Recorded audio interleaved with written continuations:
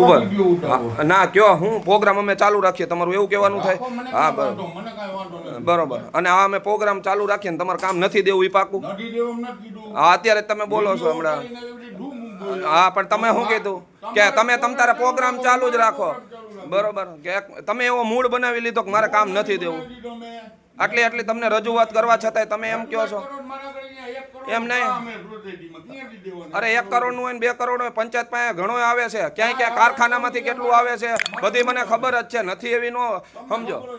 બરોબર બાકી આના પહેલાના તમારા પહેલાના સરપંચ પાસે હું માહિતી માંગી હતી ને એ મને ખબર છે ક્યાંથી એની પાસે મેં મંગાવી મારા મિત્ર દ્વારા એટલે એવું ન સમજો કે અમને કાંઈ ખબર નથી અમે એક જાગૃત નાગરિક જ છીએ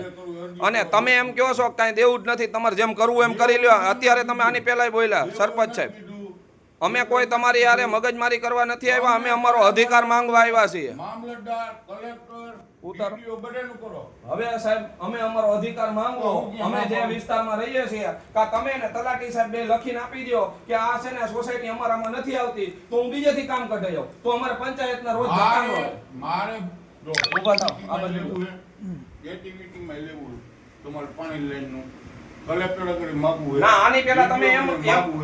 મને 30-40 લાખ રૂપિયા અમે એમ કીધું કે 5 જણા માંદા છે ને અમે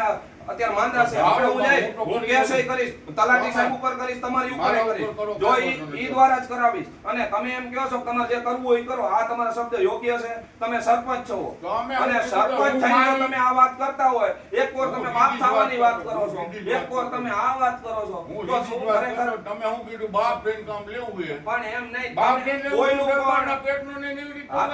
પણ ઉભા બેલું કોણ બોલ્યું બાપ મેં કીધું ને તમે શાંતિની વાત બાપ થઈને નો માંગો કામ એમ નથી કીધું હજી મારા પાસે વિડિયો પડ્યો છે ને અને મેં ફેસબુક માં ચડાવેલો છે ને ઇન્સ્ટાગ્રામ માં ચડાવેલો છે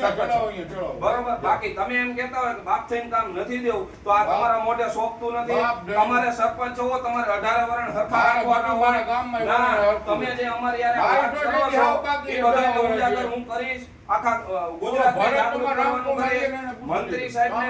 બધાને કહું છું કે હજી તમે અમારા કામ કરો હજી અમારી આજ માંગ છે બીજી કોઈ પણ માંગ અમારા કામ કરવા પણ સરપંચ હજી તમે આ વાત વટથી કરો છો તો આ હું યોગ્ય છે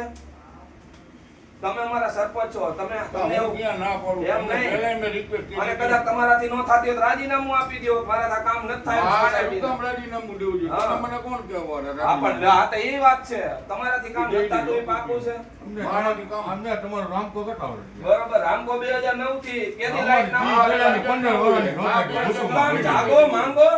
માય આવે જ છે બધું નથી આવતું એવું તો નથી હોય તો 2 કરોડ રૂપિયાનું થાય છે અહીંયા બધાના ઉઘરાણા લેવામાં આવે છે અમને નથી ખબર કારખાનામાંથી ઉઘરાણા લેવામાં આવે છે તમને એમ લાગે કે અમને કઈ ખબર જ નથી અમે 1500 રૂપિયા તલાટી સાહેબ ને આપેલા એનાય મારી પાસે પ્રૂફ છે તમે એવું સમજો છો કે અમને ખબર નથી તમારા દ્વારા તમે વકીલ રાખીને લેવો છો ઈ અમારી પાસે છે હા તો વકીલને મારી પાસે હું બધું તમારું બહાર પાડીશ એક વસ્તુ જે કરવું હોય ચાલુ રાખો હા બસ બાકી તમારું નથી દેવું મૂળ બનાવી લીધો છે મારે દેવું હોય કેતી બાપ થઈને નથી દેવું બાપ થઈને નથી દેવું નહીં મૂળ બનાવી દેવું આ તમારે નો દેવાની રાજનીતિ હા ના મારે દેવું જ છે બરાબર બાકી તમે તમારું કામ કરો વાંધો નહીં તમારો આ જે વટ રહ્યો ને એ અમે ઉતારશું આ તમારો વટ રહ્યો ને અમે ઉતારશું 100% ઉતારશું અને અમે મીડિયા માધ્યમથી પણ એ કહીએ છીએ કે આ અમારી પંચાયત આ અમારા મંત્રી સાહેબ શ્રી અહીંયા બેઠા છે બરોબર આ બધા મિલી ભગત અહીંયા હાલે છે તો બધા મિત્રોને ખાસ જણાવવાનું જો તમારા વિસ્તારમાં આવી પંચાયત હોય તો તમે એક જાગૃત નાગરિક બનો અને માંગો તમારો હક માંગો